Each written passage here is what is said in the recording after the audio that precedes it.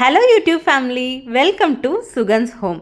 இந்த மாதிரி டீ வச்சு குடிச்சு பாருங்களேன், சூப்பராகவும் இருக்கும், ஹெல்த்தியாகவும் இருக்கும். இஞ்சி வீட்டில் நிறையா இருந்துச்சுன்னா கண்டிப்பாக இந்த மாதிரி செஞ்சு பாருங்கள். இஞ்சியை நல்லா தோல் சீவிக்கணும், நல்லா கழுவி தண்ணி இல்லாமல் தொடச்சிக்கணும். தோலில் நான் போடுறதில்ல, தோலில் சுண்ணாம்பு சத்து அதிகம்னு கேள்விப்பட்டேன், அதனால் நான் தோல் சேர்த்திக்கிறது இல்லை. நீங்கள் துருவும் போது இந்த மாதிரி பெரிய ஜாலி இருந்ததுன்னா, நான் சின்ன ஜாலி தான் யூஸ் பண்ணியிருக்கேன். நல்லா துருவிக்கணும், பெருசாக வேணும்னா பெருசாக, சிறுசாக வேணும்னா சிறுசாக.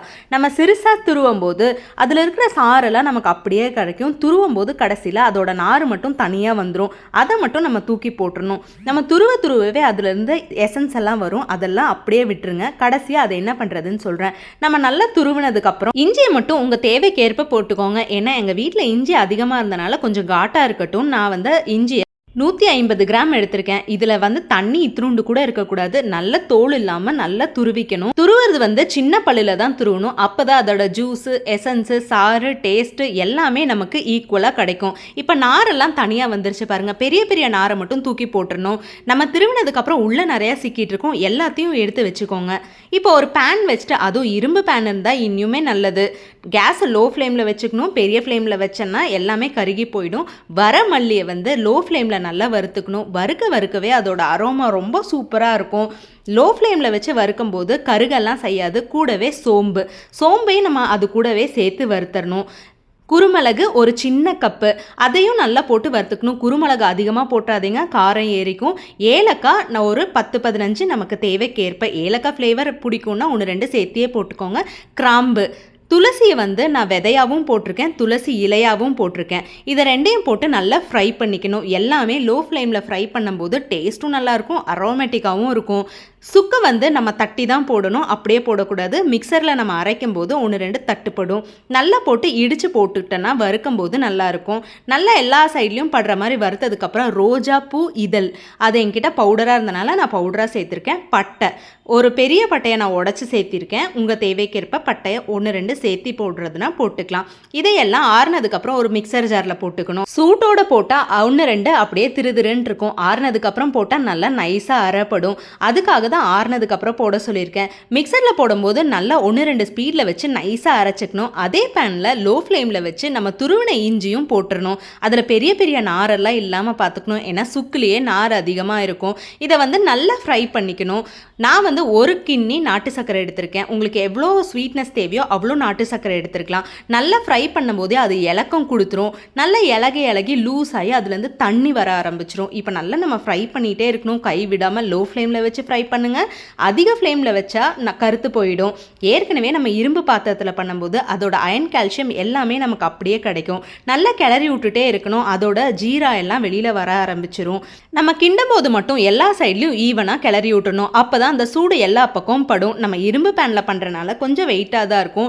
நம்ம ப்ரிகாஷன்ஸ் நம்ம தான் பார்த்துக்கணும். கைப்பிடி கண்டிப்பாக பிடிச்சிக்கோங்க, இல்லை துணி கையில் வச்சுக்கோங்க. நம்ம அரைச்ச பவுடரையும் அதில் சேர்த்து நல்லா மிக்ஸ் பண்ணிக்கணும். தண்ணி சுத்தமாகவே இருக்கக்கூடாது, அப்போ தான் ஸ்டோர் பண்ணுறதுக்கு ரொம்ப யூஸாக இருக்கும். இது நம்ம செய்கிறது கண்டிப்பாக 20 டேஸ் வச்சுக்கலாம் வெளியிலேயே. ஃப்ரிட்ஜில் வச்சிங்கன்னா 30 டேஸ் வரைக்கும் வைக்கலாம். அடிக்கடி டைம் இருக்கும்போது பண்ணிக்கோங்க, ஃப்ரெஷ்ஷாக இருக்கும். இது வெளியில் வச்சாலே 15 நாளைக்கு ஃப்ரெஷ்ஷாக தான் இருக்கும், கெட்டு போகாது. குறைஞ்சது நான் வைக்கிறது 15 நாள் தான், எச்சா வைக்கிறதுனாலும் வைக்கலாம். என்கிட்ட மோல்டு இருக்கிறனால நான் மோல்டில் ஒரு ஷேப்பாக இருக்கட்டும்னு சொல்லி போட்டு அமுத்திருக்கேன். லைட்டாக கையில் தண்ணியை தொட்டு அப்படியே அமுத்துனிங்கன்னா அந்த மோல்டுக்குள்ளே ஒட்டிக்கும். அந்த மோல்டில் நான் போட்டு வச்சு அப்படியே ஒரு பாட்டிலில் ட்ரான்ஸ்ஃபர் பண்ணிக்குவேன். மோல்டு இல்லாதவங்க கையில் கூட பண்ணிக்கலாம். மோல்டில் பண்ணாலும் கையில் பண்ணாலும் நமக்கு எந்த அளவில் தேவையோ அந்த அளவில் உருட்டி வச்சுட்டா நம்ம எடுத்து அப்படியே டீ போடுறதுக்கு யூஸாக இருக்கும். இந்த கியூப் ஒரு 3 பேர் டீ குடிக்கிறதுக்கு ஓகே. சின்னதாக உருட்டினா 1-2 பேருக்கு டீ போடுற அளவுக்கு வேணுங்கிற அளவுக்கு உருட்டிக்கலாம். நான் சின்ன சைஸும் உருட்டியிருக்கேன், பெரிய சைஸும் உருட்டியிருக்கேன். இதை உருட்டி ஒரு பாட்டிலில் போட்டு வச்சா போதும். ஏன் சைஸாக வச்சுக்கணுன்னா நம்ம அடிக்கடி அதை பிக்க வேண்டிய தேவையில்லை, எடுத்து அப்படியே டீயை போட்டுக்கலாம்.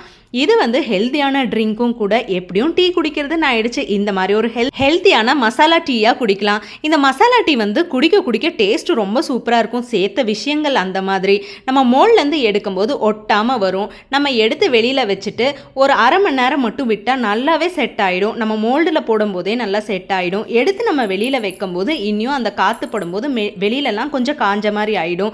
எடுத்து ஸ்டோர் பண்ணுறக்கும் ஈஸியாக இருக்கும். மோல்டில் போடுறது முற்றிலும் ஆப்ஷனல் தான்.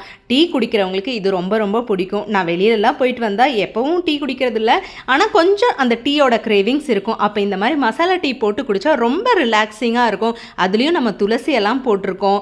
நமக்கு மைண்ட் ரிலாக்ஸிங்காக இருக்கணும்னா ஒரு டீ அல்லது ஒரு காஃபி கண்டிப்பாக வேணும். எது இருந்தாலும் அளவுக்கு மிஞ்சினால் அமிர்தமும் நஞ்சு.